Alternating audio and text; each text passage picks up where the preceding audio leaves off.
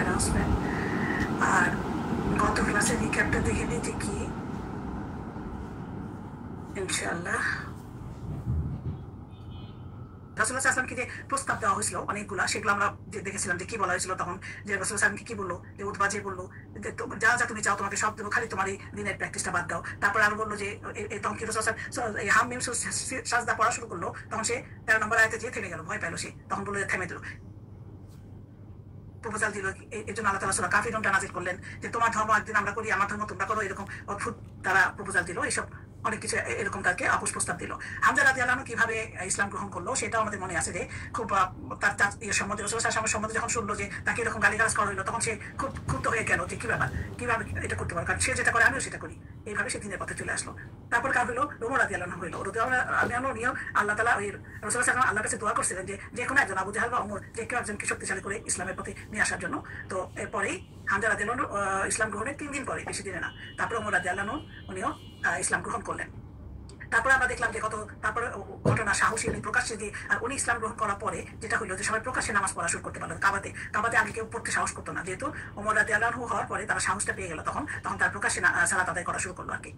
এরপরে যেটা আমরা দেখলাম যে যখন এরা কোনোভাবে পারলো না, তারা বহুভাবে ইসলামকে মানে চেষ্টা করলো থামাতে, পারলো না যখন, তখন এরা কি করলো যে আবু তালিবের কাছে যে বললো, কমপ্লেন দিল তা ওনার সম্বন্ধে, একবার দুইবার গেল, কোনো কিছু হলো না, আবু তালিবও কিছু করলেন না, উনিও সেটা বললেন, ওনাকে ডিফার করলো। তারপরে তারা কোনোভাবে যখন পারলো না, তখন চিন্তা করলো যে একটা বয়কট করবো, ওদেরকে এক ঘর করে দেবো আমরা। সেই প্ল্যান করলো, সবাই মিলে এটা প্ল্যান করলো যে সর্বাত্মক বয়কট যেটা। তো বয়কটটা কিভাবে করলো তারা, কতগুলো প্ল্যান করলো তারা। এর রিজন, বয়কটের রিজন মেইনলি 4টা পয়েন্টে ওরা চিন্তা করলো। যে একটা হলো আপোষ প্রস্তাবে তারা উনি মানলেন না, হামজা রাদিয়াল্লাহু আনহু ইসলাম গ্রহণ করলো, ওমর রাদিয়াল্লাহু আনহু ইসলাম গ্রহণ করলো, তারপর আবু তালিব সহযোগিতা করলো না, 4টা পয়েন্ট পাইলো। তখন বললো যে না, আর তো পারা যায় না, আমরা একটা কিছু করতে হবে আমাদের। তখন তারা বললো যে ওদেরকে আমরা বয়কট করে ফেলবো, বয়কটে এদেরকে এক ঘর করে দিই, আমরা সব বন্ধ করে দেবো। তো বয়কটের মেইনলি কয়েকটা পয়েন্ট নির্ধারণ করছিল, 3টা পয়েন্ট। একটা ছিল বনু হাশিম এবং বনু মুত্তালিবদের সাথে কারো বিয়ে শাদী করতে পারবে না, আরেকটা ব্যবসায়িক লেনদেনও করবে না কোনো রকম, এবং তাদের সঙ্গে ওঠা বসা মেলামেশা কথাবার্তা কোনোটাই করবে না, এবং যতদিন পর্যন্ত নবী মুহাম্মদ সাল্লাল্লাহু আলাইহি ওয়াসাল্লামকে তাদের কাছে হাতে তুলে দিবে হত্যা করার জন্য, তারা এক পর্যন্ত এটা চলতেই থাকবে এরকম। এটা 57 বর্ষে এটা তারা এই চুক্তি করলো এবং কাবার ভিতরে টানিয়ে রাখলো। তো 3 বছর তাদের খুব খুব কষ্ট গেল। আবু তালিবের 3টা বছর ছিল সবচেয়ে কষ্টকর, যেখানে তারা অনেক কিছু থেকে ডিপ্রাইভ ছিল, কোনো খাওয়া দাওয়া ছিল না তাদের, কোনো কেনাকাটা করতে পারে নাই, প্রকাশে যেতে পারে নাই, অনেক বাচ্চাদের সাফার করে মারা পড়তে গেছিল। এবং সেই সময় এই আবু তালিব আর খাদিজা রাদিয়াল্লাহু আনহা অনেকটা অসুস্থ হয়ে পড়ছিলেন, দুর্বল হয়ে পড়ছিলেন, যার জন্য এই বয়কট মানে পরিত্যাগ করার পরে, পরিহার করার পরে ওনারা বেশি দিন আর বাঁচেন নাই। এবং তারপরে বয়কট যেটা ছিন্ন করলো, অঙ্গীকারনামা ছিন্ন পরে কিছুদিন পরে ওনারা প্রথমে আবু তালিব মারা গেলেন, তারপরে খাদিজা রাদিয়াল্লাহু আনহা মারা গেলেন।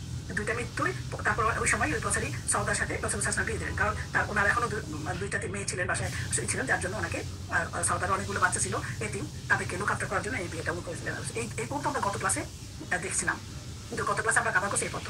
আজকে কি দেখবো আমরা? আজকে দেখবো ইসলামের প্রথম পর্যায়ে আমাদের সাহাবাদের যে ধৈর্য, যে সহিষ্ণুতা, কি জন্য তারা এত ধৈর্য এত সহিষ্ণুতা তাদের ভিতরে চলে আসলো, এটা দেখবো।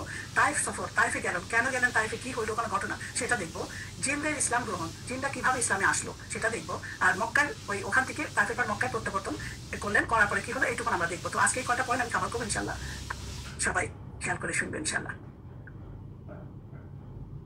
ইসলামের যে প্রথম পর্যায়ে সাহাবাদের ধৈর্য সহিষ্ণুতা, আমরা যদি চিন্তা করে দেখি ওদের যে এই জিনিসটা কোত্থেকে হলো, আমরা মনে আছে আরকামে দেখেছি রাসূলুল্লাহ সাল্লাল্লাহু আলাইহি ওয়াসাল্লাম ওদেরকে শিক্ষাদান করতেন, সেখানে তাদেরকে মোটামুটি অনেকভাবে মানসিক শারীরিকভাবে তৈরি করে ফেলছেন ওদেরকে, এবং তাদের ভিতরে ইসলামটা এমনভাবে, ইমানটা এমনভাবে দৃঢ় হয়ে গেছিল ওই সময় যে তাদের কোনো কিছু, কোনো বাধাই তারা কেয়ার করতো না, এত বেশি সেটাই হয়ে গেছিল। শিক্ষাটা কোত্থেকে পাচ্ছেন? রাসূলুল্লাহ সাল্লাল্লাহু আলাইহি ওয়াসাল্লাম নিজে শিখাচ্ছেন, ওদের নিজে টিচার ছিলেন আর কামে পেয়ে, আমরা এটা কভার করে আসছি আগেই। তো আমরা সেই ভয়াবহ দুঃসময়ে মুসলমানরা কেমন করে অটল অবিচল থাকতে সক্ষম হলেন, আমরা কি চিন্তা করে দেখবো জিনিসগুলোতে। চিন্তা করলে আমরা কঠিন হৃদয়ের মানুষকে প্রকাশ্যে নামাজ পড়া, সালাত আদায় করতে পারে না, ঘর থেকে বেরোলে মারধর করতো, কত কিছু, কিন্তু ওরা কি ভয় পাইছে? ভয় পেয়ে চলে যায় না, ওরা কিন্তু মানে দৃঢ় ছিল। এই জিনিসটাই আমাদের জানবো যে কিভাবে আমরা এটা ছিল এরকম, যে এত রকম নির্মম জুলুম নির্যাতন করে মুসলমানরা ধৈর্য সহিষ্ণুতার পরিচয় প্রদান করেছিলেন। তাদের জুলুম নির্যাতনের বিবরণ পড়ে দেহে মন শিওর ওঠে। কি সেসব মহাশক্তি যার কারণে মুসলমানরা এত অবিচল থাকতে পেরেছিলেন?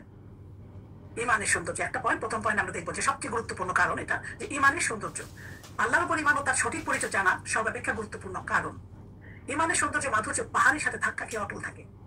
যার ইমান এই ধরনের মজবুত এবং শক্তিশালী, তিনি যে কোনো নির্যাতনকে সমুদ্রের উপর ভাসমান ফেনার চেয়ে বেশি গুরুত্ব প্রদান করেন না।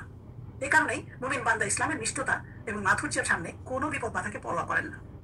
আল্লাহ তাআলা সূরা রাদের 17 নম্বর আয়াতে বলেন, আউযুবিল্লাহি মিনাশ শাইতানির রাজিম, আনজালা মিনাস সামাই মাআন ফাসালাত আওদিয়াতু বিকদরিহা আচ্ছা, কি হলো এটা? কদারিহা। তাহলে এখানে আল জালামিন আসসামাই, আল্লাহ তাআলা কি বলছেন যে আকাশ থেকে তিনি বৃষ্টি বর্ষণ করবেন, মান বৃষ্টি। ফাসালাত, ফাসালাত অর্থ হলো এটা প্লাবিত হয়ে যাবে। এই বৃষ্টিটা হওয়ার পরে প্লাবিত হবে। কোথায় প্লাবিত হবে? আউদিয়াত, তাহলে মানে উপত্যকা, আউদিয়া যেটা উপত্যকা গুলোতে প্লাবিত হয়ে যাবে। কদারিহা, যতটুকু যত পরিমাণ অনুসারে, মানে যতটুকু দরকার ততটুকু হয়ে যাবে, প্লাবিত হয়ে যাবে। আল্লাহ তাআলা বলছেন যে সূরা রাদের 17 নম্বর আয়াতে আরো বলছেন যে ফাতামালা সাইলু জাবাদান রবিয়ান, জবাদান রবিয়ান। এটা হলো যে তখন কি হবে, যে প্লাবন যেটা হবে, এই যে সাইলু যে প্লাবন যেটা, সেটা কি করবে? ফাআমালাত, এটা বহন করে নিয়ে যাবে জাবাদান। জাবাদান হচ্ছে ফেনা, ফেনা যে ময়লা, যে উপরে প্লাবনের উপরে একটা ফেনার মতো সব ময়লাগুলো কিন্তু উপরে জমে, সেটা যাবে ইয়ান হলো উপরিস্থ, উপরিস্থতম যে ফেনাগুলো আছে সেটা প্লাবন এটা নিয়ে যাবে। প্লাবন হইলে এটা তো আস্তে করে বেঁচে চলে যাবে এটা। তার ফলে কি হচ্ছে তাহলে? ওয়ামিম্মা ইউকিদুনা আলাইহি ফিন নারি, ওয়ামিম্মা, এবং তারপরে ইউকিদুনা হচ্ছে উত্তপ্ত করা। তারপরে যখন আগুনে উত্তপ্ত করবে কি, আলাইহি ফিন নারি, আগুনে কি উত্তপ্ত করবে? ইফতিগামুল হিলিয়াতিন আও মাতাইন, যে উত্তপ্ত করবে কিসের উদ্দেশ্যে? যে তারা অলংকার এবং তৈজসপত্র, হিলিয়ান তো অলংকার আর মাতাইন তৈজসপত্র, এগুলো যখন তৈরি বানানোর জন্য যখন এটা গরম করে লোহায় আগুনে, তখন কি হয়? জাবাদুনে মিথলুহু, তার সেরকম ফেনা হয়। ওই আগে যেরকম বললাম প্লাবনে যেরকম ফেনা, এখানেও তাই এরকম ফেনা হয়। কাযালিকা ইয়াদরিবুল্লাহু হাক্ক ওয়াল বাতিল, আল্লাহ তাআলা এইভাবে কি বলে? কাযালিকা, এইভাবে আল্লাহ তাআলা হক এবং বাতিলের দৃষ্টান্ত, ইয়াদরিবু দৃষ্টান্ত দেন। তারপরে ফাআম্মা জাবাদু ফায়াদহাবু জুফাআন, কি হলো তাহলে? অতঃপর কি হলো? জাবাদু যেটা, যে ফেনাগুলা, যে ময়লার আবর্জনা যেটা জমে যায় উপরে, সেটা কি হবে তখন? ইয়াদহাবু, দূর হয়ে যাবে, নিঃশেষ হয়ে যাবে। জুফাআন হলো নিঃশেষ হয়ে যাবে। ফেনাগুলা তখন হয় কি? জাবাদান ফায়াদহাবু জুফাআন, এটা হলে কি যতগুলো ফেনা, প্রথমে আগে তো গরমে গলায় উপরে ফেনাগুলো, ফেনাগুলো তখন চলে যায়, চলে যাওয়ার পরে ওয়া আম্মা, তারপরে আম্মা মা ইয়ানফাউ নাসা ফায়ামকুতু ফিল আরদ, অতঃপর কি হবে? ওয়া আম্মা মা ইয়ানফাউ নাস, মানুষের জন্য যেটা উপকারী সেটা শুধু ফায়ামকুতু, সেটা থেকে যাবে ফিল আরদি, পৃথিবীতে, জমিনে থেকে যাবে। তাহলে এই যে প্লাবনের যে এক্সাম্পল, কাযালিকা, আল্লাহ তাআলা কি বলছেন? কাযালিকা ইয়াদরিবুল্লাহুল আমসালা, আল্লাহ তাআলা এইভাবে দৃষ্টান্ত পেশ করে থাকেন। এখানে আল্লাহ কি বলতেছেন? এই যে দৃষ্টান্ত যেটা বলছেন রাতে, যে আয়াতে, এই আয়াতের মধ্যে আল্লাহ সত্য মিথ্যা, আসল নকল, স্থায়ী আসলে স্থায়িত্ব, নকলে অস্থায়িত্ব সবগুলো বর্ণনা করছে। যেমন এখানে কোরআনকে বৃষ্টির সাথে তুলনা করা হয়েছে, কেননা কোরআনের উপকারিতা বৃষ্টির উপকারিতার মতো ব্যাপক। আর উপত্যকাকে তুলনা করা হয়েছে হৃদয়ের সাথে, কেননা উপত্যকায় পানি গিয়ে স্থির হয়ে যায়, যেমন কোরআনের মাধ্যমে ঈমান মুমিনের অন্তরে স্থির হয়ে যায়, ফলে তার হৃদয়ে ভালো জিনিসগুলো থেকে যায় আর কুফরি বিশ্বাসটা দূর হয়ে যায়। ঠিক পানির উপরে যেমন ফেনাগুলো তার আস্তে আস্তে বিলীন হয়ে যায় বা বাতাসে শেষ করে দেয়, আসল জিনিসটা টিকে থাকে এবং বাতিলগুলা দূর হয়ে যায়। সেই এইভাবে আল্লাহ তাআলা মিথাল দিয়ে থাকেন কোরআনে। আরেকটা মিথাল যেটা সোনার রূপা, সোনার রূপা লৌহতামা যেটা, এটা আগুনে তাপ দেওয়া হয়, দিলে কি হয়? এগুলো গলে যায়, গলে গেলে যখন এটা ফেনা হয়, উপর দিকে একটা ফেনার মতো হয়, সেই ফেনাটা দূর হয়ে যায় পরে। ঠিক এইভাবে হকের উপরে কখনো বাতিল ছেয়ে যায় ঠিকই, অবশেষে কি হয়? বাতিলটা দূর হয়ে যায়, হকটা পৃথকই থেকে যায়। পানির উপরে যেমন ফেনা চলে গেলে পরিষ্কার ভাবে সেটা থেকে যায়, বাতিল জিনিসও কখনো প্রাধান্য বিস্তার করলেও সেটা চিরস্থায়ী হয় না, অবশেষে বিদায় নিয়ে যায়, এটা সত্য টিকে থাকে, শুধু সত্যই টিকে থাকে। এভাবে আল্লাহ তাআলা পবিত্র কোরআনে অনেক জায়গায় হক এন্ড বাতিলের দৃষ্টান্ত বর্ণনা করেছেন। যেমন একটা হাদিস আল্লাহ রাসূলুল্লাহ সাল্লাল্লাহু আলাইহি ওয়াসাল্লাম বলছেন এই ব্যাপারে, যে আমাকে হেদায়েত ও ইলম দিয়ে প্রেরণ করেছেন, তার উদাহরণ হলো জমিনের উপর পতিত প্রবল বৃষ্টির ন্যায়। রাসূলুল্লাহ সাল্লাল্লাহু আলাইহি ওয়াসাল্লাম বলেছেন যে আল্লাহ তাআলা আমাকে যে হিদায়াত এবং ইলম দিয়ে প্রেরণ করেছেন, তার উদাহরণ হলো জমিনের উপর পতিত প্রবল বৃষ্টির ন্যায়। কোনো কোনো ভূমি থাকে উর্বর, যা পানি চুষে নিয়ে প্রচুর পরিমাণে ঘাস পাতা ও সবুজ তরুলতা উৎপন্ন করে, আর কোনো কোনো ভূমি আছে কঠিন, পানি আটকে রাখে। পরে আল্লাহ তাআলা তা দিয়ে মানুষের উপকার করেন, তারা নিজেরা পান করে, পশু পাখিকে পান করে এবং চাষাবাদের কাজে লাগায়। আর কোনো কোনো জমি আছে মসৃণ, সমতল, তা পানি আটকে রাখে না এবং কোনো ঘাস পাতা উৎপন্ন করে না। এ হলো সেই ব্যক্তির দৃষ্টান্ত যে দিনের জ্ঞান লাভ করে এবং আল্লাহ তাআলা আমাকে যা দিয়ে প্রেরণ করেছে তা থেকে উপকৃত হয়, ফলে সে যে শিক্ষা গ্রহণ করে তা অপরকে শিক্ষা দেয়। সহিহ বুখারীতে আছে হাদিসটা। তো এই ব্যাপারে এটাই আমাদের যেভাবে দৃষ্টান্তগুলো আল্লাহ তাআলা দেয়, কোরআনকে বৃষ্টির সাথে তুলনা করে, কারণ উপকারিতা বৃষ্টির উপকারিতার মতোই, আমরা একটু ডিপ চিন্তা করলে জিনিসগুলো বুঝতে পারবো যে আসলে তো আল্লাহ তাআলা যে মিথালগুলো দেয় আমরা তো চিন্তা করি না এগুলা। প্রত্যেকটি আয়াতের অর্থটা বুঝে যদি আমরা এভাবে চিন্তা করি, যে আমাদের কোনো কিছুই তো না বোঝা থাকার কথা না।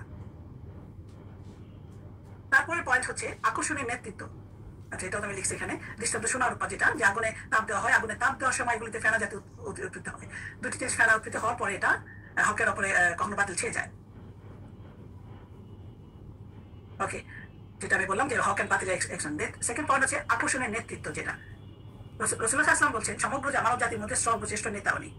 ওনার দৈহিক সৌন্দর্য, মানসিক পূর্ণতা, প্রশংসনীয় চরিত্র, চমৎকার ব্যক্তিত্ব, পরিচালিত অভ্যাস, কর্মতৎপরতা দেখে নিজ থেকেই তাকে ভালোবাসার ইচ্ছা জাগ্রত হতো, তার জন্য মন উজাড় করে দিতে ইচ্ছা হতো। মানুষ যেসব গুণ বৈশিষ্ট্য মনে প্রাণে পছন্দ করে, সেসব তার ভিতরে এত অধিক ছিল যে এতগুলো গুণ বৈশিষ্ট্য একত্রে আর কাউকে দেওয়া হয়নি। নবী করিম সাল্লাল্লাহু আলাইহি ওয়াসাল্লাম মর্যাদা, শ্রেষ্ঠত্ব, অভিজাত্য ও চারিত্রিক সৌন্দর্যের সর্বোচ্চ আসনে অধিষ্ঠিত ছিলেন। ক্ষমাশীলতা, আমানতদারিতা, সততা, সত্যবাদিতা, সহিংসতা ইত্যাদি গুণ এত অধিক ছিল যে তার স্বাতন্ত্র্য এবং শ্রেষ্ঠত্ব সম্পর্কে সত্যতা কখনো সন্দেহ পোষণ করেননি। তিনি যা একবার মুখে উচ্চারণ করতেন তার শত্রুরাও জানতো যে সে কথা সত্য এবং বাস্তবায়িত হবে। বিভিন্ন ঘটনা থেকে তার প্রমাণ মিলে। একবার আমরা দেখতে পারি ঘটনাগুলো, অনেকগুলো ঘটনা। যেমন আমরা একবার দেখছি যে 3 জন একসাথে গোপনে কোরআন পড়তো। কোরআন পড়ে তারা, এটা আবু জাহেল বলতো। আচ্ছা, আমরা এরপরে কোরআনে আয়াত আমি বলতেছি, এরপরেরটাই বলি। আবু জাহেল বলতো যে মোহাম্মদ সাল্লাল্লাহু আলাইহি ওয়াসাল্লামকে আমি মিথ্যা বলি না, কিন্তু তুমি যা নিয়ে এসেছো সেটাকে মিথ্যা বলি। এই কথার প্রেক্ষিতে আল্লাহ তাআলা সূরা আনামে 33 নম্বর আয়াত নাযিল করেন এবং সেখানে আল্লাহ তাআলা বলেন, কদ না'লামু ইন্নাহু লা ইয়াহজুনুকা আল্লাযী ইয়াকুলুনা। কদ না'লামু, নিশ্চয়ই আমরা জানি, ইন্নাহু, যে লা ইয়াহজুনুকা, তোমাকে কোনটা দুঃখ দেয়। কি দুঃখ দেয়? অবশ্যই তোমাকে দুঃখ দেয়। আল্লাযী ইয়াকুলুনা, তারা যেটা বলে সেটা তুমি দুঃখ পাও, এটা আমরা জানি। আল্লাহ তাআলা বলতেছেন এটা।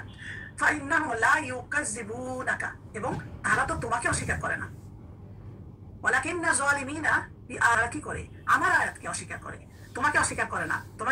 তোমাকে দুঃখ দেয়, আমরা জানি সেটা, কিন্তু সেটাকে তোমাকে বলে না, ওরা আমার আয়াতকে অস্বীকার করে। এই ব্যাপারে যেটা বলবো, যে একবার কি করলো, যে রাসূলুল্লাহ সাল্লাল্লাহু আলাইহি ওয়াসাল্লাম একবার আয়াতগুলোকে সান্ত্বনা দিচ্ছে, মেইনলি রাসূল সাল্লাল্লাহু আলাইহি ওয়াসাল্লাম সান্ত্বনা দিচ্ছে যে তোমাকে মিথ্যা প্রতিপন্ন করতেছে না। আসলে রাসূলদের সাথে এরকম ব্যবহার ওরা আগেও করছে, এখনো করতেছে। এরা আমার আয়াতকে ওরা মিথ্যা করতেছে। তুমি এই ব্যাপারে তুমি কোনো কষ্ট পাইও না বা কোনো কিছু মনে করো না, মনে রাখো না। আসলে তো আমার আয়াতের পিছনে ওরা এটা করতেছে। একবার রাসূলুল্লাহ সাল্লাল্লাহু আলাইহি ওয়াসাল্লাম কি করছেন, রাসূল সাল্লাল্লাহু আলাইহি ওয়াসাল্লামকে একবার প্রত্যলিকরা মানে এই কুরাইশ এরা গালমন্দ করছিল। পরপর 3 বার এরকম গালমন্দ করার পরে তৃতীয়বার রাসূল সাল্লাল্লাহু আলাইহি ওয়াসাল্লাম কি করলেন, যে কুরাইশ শোনো, আমি কিন্তু জবাহের পশু নিয়ে এসেছি। এই কথা শোনার সাথে সাথে কুরাইশকে সন্তুষ্ট করার জন্য চেষ্টা করলো। আরেকবার উনি কি করলেন, সিজদায় ছিলেন, তার উপরে যে নারী বুড়িকে উৎপা, মনে আছে, উৎপাতে নারী বুড়ি চাপিয়ে দিল। নামাজ শেষে কি করলেন, উনি তাদের জন্য বদদোয়া করলেন। যারা যারা এটার সাথে জড়িত সবার জন্য উনি বদদোয়া করছেন। তখন তাদের মুখের হাসি চলে গেছিল, তারা চিন্তায় পড়ে গেল, কারণ জানতো যে উনার মধ্যে যে কথাটা বেরোবে এটা হবেই হবে, এটা কিন্তু ওরা বুঝতো। তারপরে উবাই ইবনে খলাব কি করলো, রাসূলুল্লাহ সাল্লাল্লাহু আলাইহি ওয়াসাল্লামকে বারবার হত্যা করার হুমকি দিত। একদিন তিনি কি করলেন, উবাইকে বললেন যে তুমি না, আমি তোমাকে হত্যা করবো ইনশাআল্লাহ।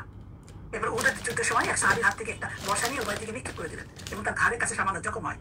তারপরে আবু লাহাবের ছেলে উতাইবা, তাকে বদদোয়া করা বলছিল। সে বুঝে গেল যে পরিণাম খুব খারাপ হবে, রক্ষা পাবে না। তো সেটাই হয়েছিল, তাকে তো নিয়ে গেছিল। যেটা বলছিল যে বাঘ এসে গলার মধ্যে কামড় দিয়ে কোথায় গেছিল ইয়েতে, তখন ওখান থেকে নিয়ে গেছিল।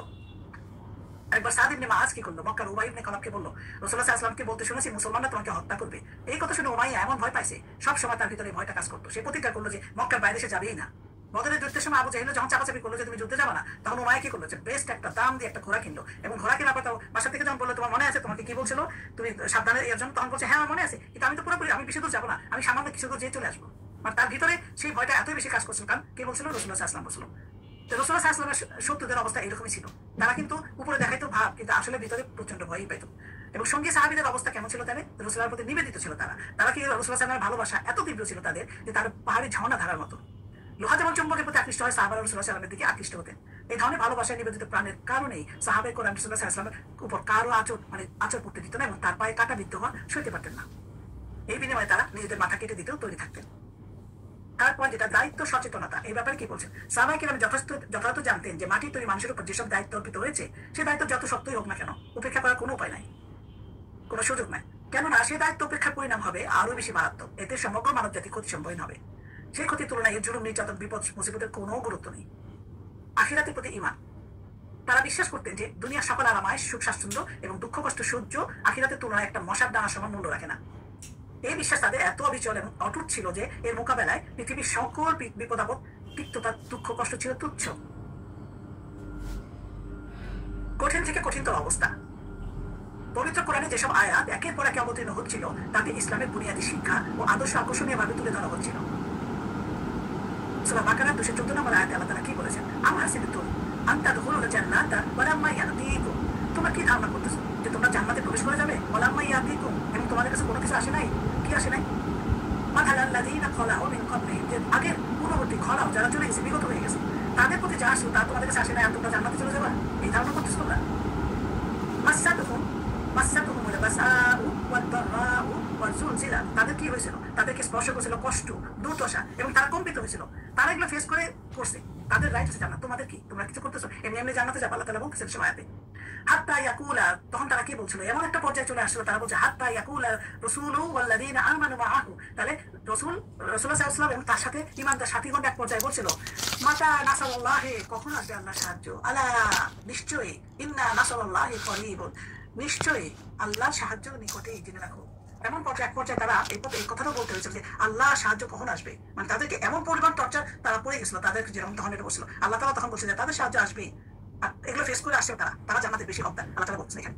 এই যে মদিনায় হিজরতের পর মুসলমানরা যখন ইয়াহুদি মুনাফিক আর মুসলিমদের পক্ষ থেকে বিভিন্ন রকম পীড়া কষ্ট পেতে লাগলো, তখন মুসলিম রাসূলুল্লাহ সাল্লাল্লাহু আলাইহি ওয়াসাল্লাম অভিযোগ করলো যে মুসলিমদের সান্ত্বনা দেওয়ার জন্য এই আয়াত অবতীর্ণ হয়। তখন কোন মুসলিম এটা বলছিল, মনে আছে কিনা আমাদের একজন তখন খাবাব ওই রাসূলুল্লাহ কাছে গেছিল, খাবাব ইবনে আরাদ, উনি কি বলছেন এক সময় যে রাসূলুল্লাহ আল্লাহর কাছে একটু কাবা ঘরে শুয়েছিলেন এবং উনি যে বললেন আল্লাহর কাছে একটু সাহায্য প্রার্থনা করেন আমাদের জন্য, একটু দোয়া করবেন না। আমি আছি কিনা আমাদের একজন তখন খাবাব ওই রাসূলুল্লাহ কাছে গেছিল, খাবাব ইবনে আরাদ, উনি কি বলছেন এক সময় যে রাসূলুল্লাহ আল্লাহর কাছে একটু কাবা ঘরে শুয়েছিলেন এবং উনি যে বললেন আল্লাহর কাছে একটু সাহায্য প্রার্থনা করেন আমাদের জন্য, একটু দোয়া করবেন না আমাদের এই অবস্থা। তখন রাসূলুল্লাহ বলছেন তোমাদের আগে যারা ইমানদার ছিল তাদের কি করছিল চিন্তা করো, তাদের জমিনে গর্ত করে তাদেরকে পুঁতে দেওয়া হয়েছিল, তারপর তাদেরকে করার চালিয়ে দ্বিখণ্ডিত করা হতো, লোহার চিরুনিতে শরীরে গোস্ত বের করতো, এত নির্মম অত্যাচার তাদেরকে তাদের দিন থেকে বিরত করতে পারে না। তোমরা এখন চাচ্ছ এটা চিন্তা করে দেখা, এটা কল্পনা করো আমরা কি করি, কতটুকু আমরা সময় রাখতে পারি। এই নির্মম অত্যাচার তাদেরকে দিন থেকে বিরত করতে পারেনি। আল্লাহ তাআলা কসম এই দিন পূর্ণরূপে বিজয় হবে। এমন একদিন আসবে যখন ভ্রমণকারী নির্বিঘ্নে সানা থেকে হাজারা মাউত পর্যন্ত ভ্রমণ করবে, কিন্তু আল্লাহ তাআলা ছাড়া সে কাউকে ভয় করবে না, আর মেষপালের জন্য বাঘের ভয় বাকি থাকবে। কিন্তু তোমরা খুব তাড়াহুড়া করছো। এটা সহিহ বুখারীতে আছে হাদিস, ইবনে আব্বাস থেকে বর্ণিত আছে, যেটা উনি কি বলছেন যে এমনকি যখন রাসূলগণ নিরাশ হয়ে পড়লো, এটা উনি বলছেন যে ভাবতে লাগলো তাদের মিথ্যা আশ্বাস দেওয়া হয়েছে, এরকম চিন্তা করলো। সূরা ইউসুফের 110 নম্বর আয়াত। ইবনে আব্বাস রাদিয়াল্লাহু আনহু আয়াত সহ বাকারার আয়াতে শরণাপন্ন হন এবং তেলাওয়াত করেন। এমনকি রাসূল এবং তার সঙ্গে যারা ঈমান আনয়নকারী বলে উঠছিল কখন আসবে আল্লাহ তাআলার সাহায্য। হ্যাঁ, আল্লাহ তাআলার সাহায্য নিকটেই। সাথে সাথে এমন সব আয়াত অবতীর্ণ হচ্ছিল যেসব আয়াতে কাফির মুশরিকদের বিভিন্ন প্রশ্নের তার ভাঙা জবাব প্রদান করা হচ্ছিল। তাদের কোনো অজুহাতই ধোপে টেকার মতো ছিল না। তাদের সুস্পষ্ট ভাষায় বলে দেওয়া হচ্ছিল যে তাদের ভ্রষ্টতায় হঠকারিতায় অটল থাকলে তাদের পরিণাম হবে ভয়াবহ। রাসূলুল্লাহ সাল্লাল্লাহু আলাইহি ওয়াসাল্লাম বলেছেন যে আশাদ্দুন নাসে বালা আল আম্বিয়া, মানুষের মাঝে সবচেয়ে বেশি পরীক্ষার সম্মুখীন হন নবীগণ। সহিহ বুখারী। নবীগণ নবী রাসূলগণ সবচেয়ে বেশি পরীক্ষার সম্মুখীন হয়েছে, কারণ সবচেয়ে বেশি ঈমানদার তো তারাই ছিল। সুতরাং আমরা কি চিন্তা করতে পারি, এত সহজে জান্নাতে যাওয়া যাবে না? জান্নাত একটি অনেক মূল্যবান জায়গা, অনেক মূল্যবান স্থান। তা পেতে হলে অনেক বালা মুসিবত, দুঃখ কষ্ট সহ্য করতে হবে, বহু পরীক্ষার সম্মুখীন হতে হবে। এসব পরীক্ষা যারা সফল হবে তারাই জান্নাতের আশা করতে পারে। আল্লাহ তাআলা মুমিনদের বিভিন্ন বালা মুসিবত দ্বারা পরীক্ষা করেন, যাতে দুনিয়াতে গুনাহমোচন করে সহজে জান্নাতে যেতে পারে। দুঃখ কষ্টে নিপতিত হলে যারা আরো বেশি কষ্টে আছে তাদের কথা স্মরণ করা দরকার, সৎ ব্যক্তিদের সঙ্গী হিসাবে গ্রহণ করা দরকার। আল্লাহ তাআলা মুমিনদেরকে বালা মুসিবতের সংকটে সহযোগিতা করেন। এগুলো আমরা লেসন আমাদের জন্য। প্রতিটি জিনিস আমরা দেখতেছি কোরআনের আয়াতে আল্লাহ তাআলা বলছে, হাদিসে বলতেছে যে কষ্ট করলেই তো জান্নাত। দুনিয়াতে যত কষ্ট, জাহান্নামে কষ্ট থাকবেই না। তাহলে দুনিয়ার কষ্ট আমরা সবর করি। আমরা তো একটুতেই ভেঙে পড়ি, আমাদের তো ইমান অনেক কম, ইমানের স্ট্রং নাই আমরা ওইরকম, সেই জন্য আমরা পারি না। ছোটখাটো কিছু বালা মুসিবত আসলেই আমাদের দুঃখ, আমাদের হাউতা শুরু হয়ে যায়। তখন এই জন্যই বলতেছে যে আমাদেরকে যত আল্লাহ তাআলা পরীক্ষা করেন বেশি দিয়ে। কেন? আল্লাহকে দেখতেছেন না আমাদের? আল্লাহ আমাদের ভালোবাসেন না? অবশ্যই ভালোবাসেন। আল্লাহ প্রিয় বান্দাদের আমরা, তারপরে কেন আমাদের এত বড় বড় বিপদ হয়? আল্লাহ আরো পরীক্ষা নিতেছেন যে তোমাদের জন্য সামনে যে কি দিন রাখতেছি তোমরা জানো না, এই পরীক্ষাগুলো পাশ করো, তোমরা কষ্ট করে পাশ করো, কিন্তু সামনের দিন তোমাদের জন্য নিশ্চিত, ওখানে কোনো চিন্তা নাই তোমাদের। এই দুনিয়াতে সব চিন্তা রেখে যেতে হবে তোমাদের। সেজন্য আমরা এইসব লেসনগুলো থেকে আমরা এইসব ইতিহাস খালি পড়ার জন্য, জানার জন্য না, এখান থেকে আমরা কি নিতে পারি সেটাকে আগে খুঁজে বের করতে হবে আমাদের। যে এত কিছু আমরা জানতেছি কিন্তু আমলটা কি করতে পারতেছি এরকম, তাহলে তো কোনো কমপ্লিট হবে না। সবগুলো মিলেই কিন্তু প্যাকেজ। উপমা হিসেবে পূর্ববর্তী জাতিসমূহের এমন সব ঘটনা এবং ঐতিহাসিক দৃষ্টান্ত স্থাপন করা হয়েছে যে এতে আল্লাহ রাসূলুল্লাহ সাল্লাল্লাহু আলাইহি ওয়াসাল্লামের কাফিরদের সম্পর্কে আল্লাহ নীতি তুলে ধরা হয়েছে। সাথে সাথে দয়া ও মার্জনার কথাও বলা হয়েছে এবং পথ নির্দেশ দেওয়া হয়েছে। এইসব আয়াতে মুসলমানদেরকে এমন সব কথা বলা হয়েছে যার মাধ্যমে মুসলমানরা আল্লাহর তরফ থেকে রহমত ও নিয়ামতপূর্ণ জান্নাতের সুসংবাদ গ্রহণ করতে পারে। আর অবিশ্বাসীদের চিত্র এমনভাবে উপস্থাপন করা হয়েছে যাতে তারা আল্লাহর দরবারে ফয়সালার জন্য উপস্থিত হওয়ার কথা অবগত হতে পারে। তাদের দুনিয়াবী জীবনের পুণ্যের কোনো জায়গাই পাবে না এবং তাদের টেনে হিসেবে জাহান্নামে নিক্ষেপ করা হবে। বলা হবে এবার জাহান্নামে স্বাদ আস্বাদন করো চিরদিন ধরে। কঠোর ধৈর্য। মুসলমানরা অত্যাচারিত হওয়ার কেবল শুরু থেকে নয়, বরং পূর্ব হতে তারা এটা জানতো যে ইসলাম গ্রহণের অর্থ এই নয় যে চিরস্থায়ীভাবে দুঃখ কষ্ট সইতে হবে, বরং ইসলামের দাওয়াতের মূল কথাটাই ছিল জাহিলি যুগের অবসান, সকল ধরনের জুলুম এবং নির্যাতন নিপীড়নমূলক ব্যবস্থা উৎপাদন। ইসলামের দাওয়াতের একটা লক্ষ্য এও ছিল যে মুসলমানরা দুনিয়াতে নিজেদের প্রভাব বিস্তার করবে এবং রাজনৈতিকভাবে এমন বিজয় অর্জন করবে যাতে সকল মানুষকে আল্লাহর ইচ্ছা ও সন্তুষ্টি পথে পরিচালিত করা যায়। এই জিনিসগুলো আমরা চিন্তা করবো যে তাদের সময় তারা ফিল্ডে নেমে কষ্ট পাইছে ইসলামটাকে এস্টাবলিশ করার জন্য, ইমানটাকে জিয়ে রাখার জন্য তারা কত কিছু করছে। আমাদের কিচ্ছু করতে হচ্ছে না, আমরা রেডিমেড একটা ইসলাম পেয়ে গেছি। সেই ইসলামটাকে খালি ধরে রাখা, ঠিক মতো চলা, ঠিক পথ দেখা। আমাদের হাদিসে বলে গেছে এইভাবে করো, ওইটা করো, বিদাত করো না। সেই জিনিসগুলোই আমরা করতে পারি না, সামান্য জিনিসগুলো কিন্তু আমরা ফলো করতে পারি। তা আমরা গুনাহগার হইতেছি এইসব কারণে। আমরা এই জিনিসগুলো তুলে ধরা জিনিসগুলো যদি ফলো করবো, আমরা ইসলাম প্রচার করবো, আমরা দুজনকে ভালো কথা বলবো, এই যেটুকু জানতেছি মানুষকে একটু ভালো জিনিস জানাবো। আমাদের সময়টাকে যতটুকু এক্সট্রা সময় আমরা পাবো এইসব কাজে আমরা ব্যয় করবো, যে মানুষকে আমরা দিনের দাওয়াত দিয়ে দিব ভালো জিনিসগুলো যা জানলাম, শিখালাম, অন্যকে একটু ইন্সপায়ার করা। এগুলো আমাদের জন্য তখন হবে যে এগুলো আমাদের জন্য এটা প্র্যাকটিস হয়ে যাবে, যে তারা যেভাবে করছে আমরা সেটা করতে পারছি না, বাট আমরা এইভাবে আগাবো। ছোট ছোট করে আমাদেরকে একটু চেষ্টা করতে হবে। মানুষকে মানুষের গোলামি থেকে মুক্ত করে আল্লাহর গোলামিতে প্রবেশ করানো যায়। পবিত্র কোরআনে এইসব সুসংবাদ কখনো ইশারা, কখনো খোলাখুলি ভাবে অবতীর্ণ হচ্ছিল। একদিকে অবস্থা এমন ছিল যে প্রশস্ত হওয়ার সত্ত্বেও দুনিয়ার মুসলমানদের জন্য সংকীর্ণ হয়ে যাচ্ছিল, টিকে থাকাটাই তাদের জন্য কঠিন ছিল। তাদের সম্পূর্ণভাবে উচ্ছেদ করতে একদল লোক ছিল সদা সক্রিয়। অপরদিকে মুসলমানদের শক্তি, সাহস, মনোবল বৃদ্ধি করার জন্য এমন সব আয়াত অবতীর্ণ হচ্ছিল যাতে পূর্বকালে ঘটনা বলে বর্ণনা করা হচ্ছিল। আগেকার যুগে নবীদের অবিশ্বাস করা হয়েছে, তাদের উপর জুলুম নির্যাতন করা হয়েছে, যে চিত্র আঁকা হচ্ছিল তার সঙ্গে মক্কার মুসলমান ও কাফিরদের অবস্থান হুবহু মিলছিল। সে সময় এমন সব আয়াত অবতীর্ণ হয়েছে যেসব আয়াত ইমানদারদের বিজয় সুসংবাদ সুস্পষ্ট ভাষায় বর্ণনা করা হয়েছে। যেমন সূরা সফফাতের 171 থেকে 177 সাতটা আয়াতে কাফিরদের হঠকারিতা বর্ণিত হয়েছে। বলা হয়েছে রাসূলুল্লাহ সাল্লাল্লাহু আলাইহি ওয়াসাল্লামের আগমনের পূর্বে কাফিররা বাসনা প্রকাশ করতো যে কোন নবী আগমন করলে তারাই ঈমান আনবে, কিন্তু যখন নবীর আগমন হলো তখন তাদের মনোপত হলো না, তখন তারা জেদ ও হঠকারিতার পথ অবলম্বন করলো। তারপর রাসূলুল্লাহ সাল্লাল্লাহু আলাইহি ওয়াসাল্লামকে সান্ত্বনা দেওয়া হয়েছে, আপনি তাদের উৎপীড়ন ও নির্যাতনে মনঃক্ষুণ্ণ হবেন না, সেদিন দূরে নয় যখন আপনি বিজয় ও কৃতকার্য হবেন এবং তারা হবে পরাভূত ও আযাবের লক্ষ্যবস্তু। এই আয়াতগুলোতে আল্লাহ তাআলা সেই দিকে ইঙ্গিত করে বলেছেন যারা তার অনুসারী, যারা তার প্রতি বিশ্বাস স্থাপন করে, একমাত্র তারা ইবাদত করে, তার সাথে অন্য কাউকে শরীক করে না, তারাই আল্লাহ তাআলা সাহায্য প্রাপ্ত হবে এবং তারাই বিজয়ী হবে। সূরা নাহলের 31 নম্বর আয়াতে আল্লাহ বলেন, ওয়াল্লাযীনা হাজারু ফিল্লাহি মিন বাদি মা যুলিমু। কি কারণে এটা বলতেছেন আল্লাহ তাআলা, যে যারা কিন্তু হিজরত করছে, হাজারু হিজরত করছে, ফিল্লাহি আল্লাহর জন্য, আল্লাহর রাস্তায় হিজরত করছে, মিন বাদি মা যুলিমু, যে তারা অত্যাচারিত হওয়ার পরে, লা নুবাউযিয়ান্নাহুম ফিদ দুনিয়া হাসানাতান, তাদেরকে কি করবে আল্লাহ, লা নুবাউযিয়ান্নাহুম ফিদ দুনিয়া, অবশ্যই তাদেরকে দুনিয়াতে উত্তম বাসস্থান, উত্তম আবাস দান করব, দুনিয়াতেই দিবে আল্লাহ তাআলা। ওয়ালা আজরু কি বলে হাসানাতান, আচ্ছা, ওয়ালা আজরু আল আখিরাতিল আকবার, এবং আখিরাতের মানে প্রতিদান যেটা, এটা অনেক বড়। আখিরাত